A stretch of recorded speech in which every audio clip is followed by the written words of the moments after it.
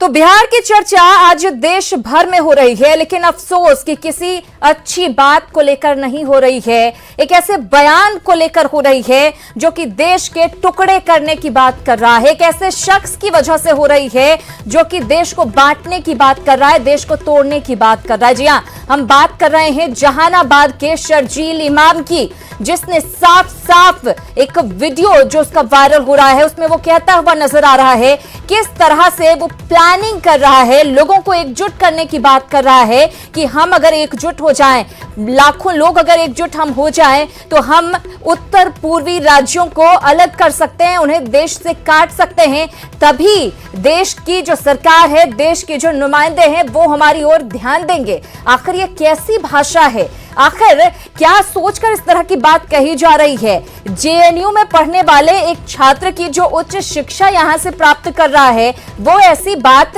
कैसे कर सकता है?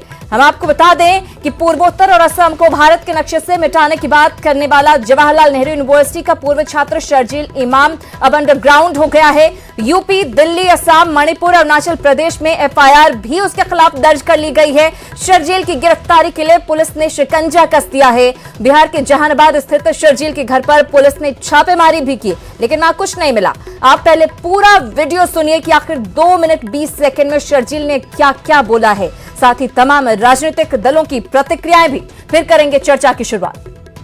साल से किया है। अब वक्त ये है कि हम गैर मुस्लिमों को बोलें कि अगर हमदर्द हो तो हमारी शर्तों पे आगे खड़े हो, अगर हमारी शर्तों पे नहीं खड़े हो सकते तो वो हमदर्द नहीं है हमारे।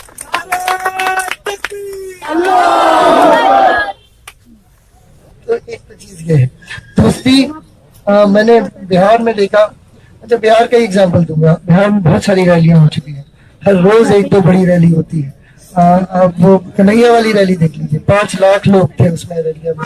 अब उसका मसला बस इतना सा है, ये मैं पहले भी शायद अर्ज कर चुका हूँ, अगर 5 लाख लोग हमारे पास हो ऑर्गेनाइज्ड तो हम हिंदुस्तान और नॉर्थ ईस्ट को परमानेंटली कट कर सकते हैं।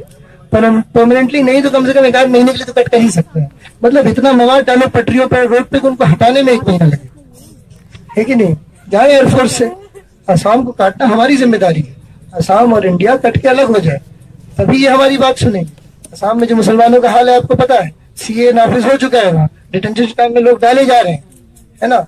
और वहां तो खैर कत्लेआम चल रहे हैं, 6-8 महीने पता चलेगा सारे बंगालियों को मार दिया गया, हिंदू हो या मुसलमान, ठीक है? तो अगर हमें असम की मदद करनी है तो हमें असम का रास्ता बंद करना होगा फौज के लिए, समझ रहे हैं? फौज के लिए, और जितने भी जो भी यहाँ से सप्लाई जा रहा है बंद करो। और वो बंद कर सकते हैं क्योंकि चिकन नेक्स्ट मुसलमानों का है, वो जो इलाका है मुस्लिम अक्सरियत है। कन्हैया जैसे नेता क्या करेंगे? जाके इनकलाब के नारे लगवाएंगे, इनकलाब के नारे लगवाएंगे, फोटो खिंचवाएंगे और चले आएंगे। क्या होंगे? हमारे अवाम की चेहरा होगा इनका, और उससे एक भी प्रोडक्टिव चीज नहीं निकली आज तक, एक भी प्रोडक्टिव चीज नहीं निकली आज तक। तो ये चीज याद रखें, ये चीज याद रखें कि अगर अवाम गुस्से में है तो उस गुस्से का प्रोडक्टिव यूज करना वो जिम्मेदारी है सियासतदान की, स्कॉलर की, सहाफी की, जो भी है, कि हम इसको प्रोडक्टिवली यूज कर पाए रादर देन वेस्ट करना फोटो सेशंस में, ठीक है? अच्छा, एक और चीज समझ में आई कि अभी तक जो सेंसिटाइजेशन का भी मामला है वो हमारे कंट्रोल में नहीं है, वो उन्हीं कंट्रोल में है जो इंडियन नेशन की पूजा करते हैं, चाहे वो लेफ्ट हो चाहे कांग्रेस हो, सारे वो उन्हीं के कंट्रोल में। तो हमारे कंट्रोल में यूं आएगा कि हम लोग मुस्लिम स्कॉलर्स का ग्रुप बनाए, और ऐसा ग्रुप बनाए जिसमें आपस में इस बात पे बहस ना हो। तो शर्जील इमाम को आपने सुना, जो साफ साफ ये कहता हुआ नजर आया कि हम मुस्लिम स्कॉलर्स का एक ग्रुप बनाएंगे और किस तरह से पूरी प्लानिंग करेंगे, स्ट्रैटेजी करेंगे असम का और उत्तर पूर्व का रास्ता ब्लॉक करने के लिए, ये आप सुन रहे थे। बहरहाल राजनीतिक दलों की प्रतिक्रियाएं सामने आई है, लेकिन माधव आनंद जो आरएसपी महासचिव हैं, उन्होंने क्या कुछ कहा है इसको लेकर, उनकी जो भाषा है कहीं ना कहीं ऐसा लग रहा है कि वो सहानुभूति जता रहे हैं। आप सुनिए, आप इस बयान को सुनकर आप क्या मानते हैं? आपको भी हम सुनाते हैं बयान। लोकतंत्र में सबको अधिकार है अपने बातें रखने का, लेकिन मुझे लगता है कि देश तोड़ने वाली बात नहीं होनी चाहिए। असम भारत का अभिन्न अंग है, अभिन्न अंग रहेगा। देश तोड़ने वाली बात नहीं होनी चाहिए। अधिकार सबको है अपनी बात रखने का, लेकिन साथ ही साथ मैं ये भी कहना चाहता हूँ कि जिस तरह उसके परिवार को प्रताड़ित किया जा रहा है, जिस तरह उसके पूरे परिवार के घर पे जैसे छापा मारा जा रहा है, मुझे लगता है वो भी दुर्भाग्य की बात है। जो उन्होंने कहा उसकी भी मैं निंदा करता हूँ, लेकिन साथ ही साथ जो सरकार कार्रवाई कर रही है उसकी भी मैं घोर निंदा करता हूँ। लोकतंत्र में जो है सो बैलेंस बना के चलना चाहिए। तो माधव आनंद जी को आपने सुना, जो कि ये कह रहे थे कि परिवार के लोगों को परेशान किया जा रहा है। हालांकि परिवार के लोगों ने अभी तक ये शिकायत नहीं की है कि पुलिस की तरफ से उन्हें परेशान किया जा रहा है। बहरहाल दूसरे राजनीतिक दलों की तरफ से भी प्रतिक्रियाएं सामने आई हैं। ज्यादातर लोगों ने इसकी निंदा की है। क्या कुछ कहा है, आप सुनिए। कानून को अपने हाथ में लेने और भड़काऊ भाषण देने का अधिकार नहीं है। इस पे तो केंद्र के और बिहार के जो सरकार है उसको इस पर कार्रवाई करनी चाहिए। चाहे जो भी व्यक्ति हो, किसी संप्रदाय के लोग हो, अगर गलत बात बोलता है और लोगों को भड़काने की बात करता है तो निश्चित रूप से कार्रवाई होनी चाहिए। मैं इसकी निंदा करता हूं।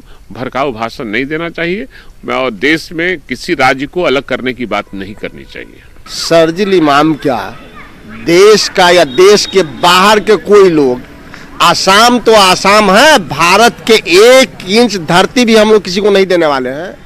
और वैसे व्यक्ति कहीं भी हो, बिहार के रहने वाले हो या वो पाकिस्तान के रहने वाले हो, पताल से भी पुलिस को खोज के निकालना चाहिए। और जो भी देश का 1 इंच जमीन देने की बात करता है उसको एकदम जो देशद्रोही का मुकदमा होता है वो मुकदमा उस पर लागू करके सलाखों के अंदर भेजना चाहिए।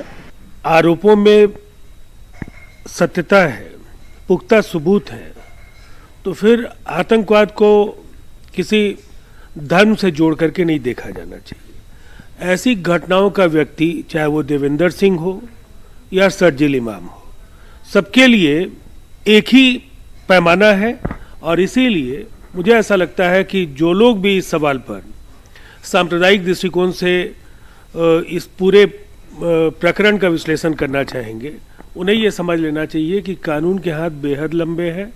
वहाँ धर्म के आधार पर कहीं कोई सवाल नहीं खड़े किए जाने चाहिए। अगर किसी के खिलाफ इस तरह के तथ्य हैं तो निश्चित तौर पर उनकी गिरफ्तारी होनी चाहिए। से उन्होंने असम को अलग करने की बात कही है, कोई नई बात नहीं है। जिन्ना की अंतिम इच्छा यही थी कि असम को पाकिस्तान का हिस्सा बनाया जाए और उसी असम को भारत से अलग करने की बात करना, मैं कहता हूं इससे बड़ा देशद्रोह नहीं हो सकता है। और जिस चिकन स्नैक की बात की जा रही है, आपने शर्जील इमाम के बयान को सुना जिसका जिक्र वो बार बार करता हुआ आ रहा था। दरअसल वो चिकन स्नैक है क्या, उसके बारे में हम आपको बताते हैं। ये चिकन स्नैक पश्चिम बंगाल के सिलीगुड़ी में जमीन का एक टुकड़ा है। चिकन स्नैक 22 किलोमीटर की भूमि का एक संकीर्ण खिंचाव है जिसको नाम दिया गया है chicken snack. Chicken snack Bharat के पूर्वोत्तर राज्यों को दरअसल शेष भारत से जोड़ता है और इसी को दरअसल काटने की बात कह रहा है। इसी जमीन से सभी तेल की पाइपलाइन भी होकर गुजरती है। आप अंदाजा लगाइए अगर वो ब्लॉकेज हुआ तो कितना नुकसान होगा। रेलवे लाइन, स्टोरेज फैसिलिटी और NH 31 भी यहीं पर है। इसके एक तरफ बांग्लादेश है तो दूसरी तरफ नेपाल और भूटान। ये इस तरह आप देख सकते हैं 500 किलोमीटर की दूरी पर चीन है। म्यांमार भी यहां से नजदीक है। किसी भी जिंदा चिकन को गले से पकड़ने से वो काबू में आ जाता है। दरअसल क्यों प्रयोग हुआ ये हम आपको बता रहे हैं। गले से पकड़ने पर उसकी फड़फड़ाहट बंद हो जाती है और इसी का जिक्र शर्जील इमाम करता हुआ नजर आया। गले से पकड़ने पर वो बेजान हो जाता है। भारत को बेजान करने की कोशिश शर्जील करता हुआ नजर आया। शर्जील जमीन के उसी चिकन स्नैक को बंद करने की बात कह रहा है, भारत को बेजान करने की बात कर रहा है। ये बंद होने से दरअसल जरूरी सामान की सप्लाई बंद हो जाएगी। आर्मी और अन्य लोगों को भी रास्ता बंद होने से काफी मुश्किलें होंगी और यही जिक्र करता